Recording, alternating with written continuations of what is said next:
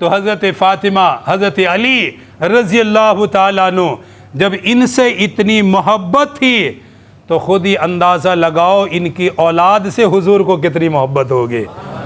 حضرات حسنین سے کتنی محبت ہوگی، حضرات حسنین کریمین سے کتنا پیار ہوگا۔ اس قدر پیار تھا کہ میرے آقا حضرات حسنین کریمین کو کندھوں پر سوار کرتے تھے،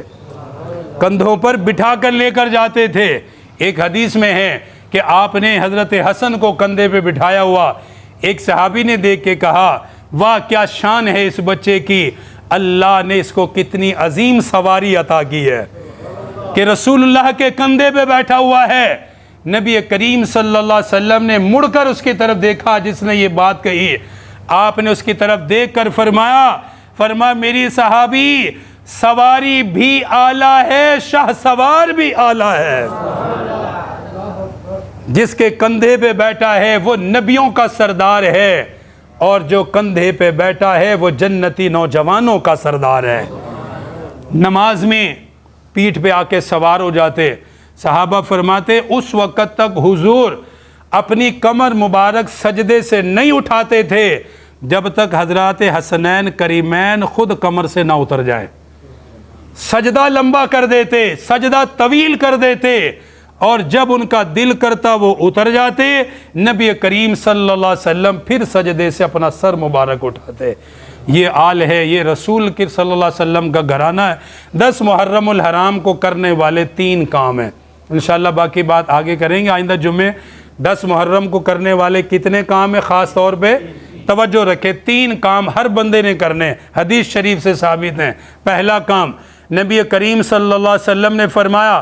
10 محرم الحرام کو اللہ نے ایک قوم کی توبہ قبول کی ہے، میں امید کرتا ہوں کہ میرا جو امتی اس دن توبہ کرے گا اللہ اس کی بھی توبہ قبول فرما لے گا، حدیث شریف میں۔ دوسرے نمبر پہ فرمایا 10 محرم الحرام کا ایک روزہ، فرمایا جس نے یوم عاشورہ 10 محرم کا روزہ رکھا، ایک روزے کی وجہ سے اللہ پچھلے سال کے سارے گناہ معاف فرما دے گا۔ صحابہ نے عرض کیا کہ حضور 10 محرم کا روزہ تو یہودی بھی رکھتے ہیں تو پھر ان کی مشابہت ہو جائے گی۔ آپ نے فرمایا آئندہ سال میں 9 اور 10 کا روزہ رکھوں گا یا 10 اور 11 کا روزہ رکھوں گا۔ یہ دوسری فضیلت کرنے کا دوسرا کام، روزے کی کوشش فرمائیں۔ تیسرا کام میرے آقا نے فرمایا جو 10 محرم الحرام کو اپنے اہل و عیال کے خرچے میں وسعت کرتا ہے، عام دنوں کے لحاظ سے وسعت کرتا ہے، اللہ پاک پورے سال اس کے رزق میں برکت عطا فرما دیتا ہے۔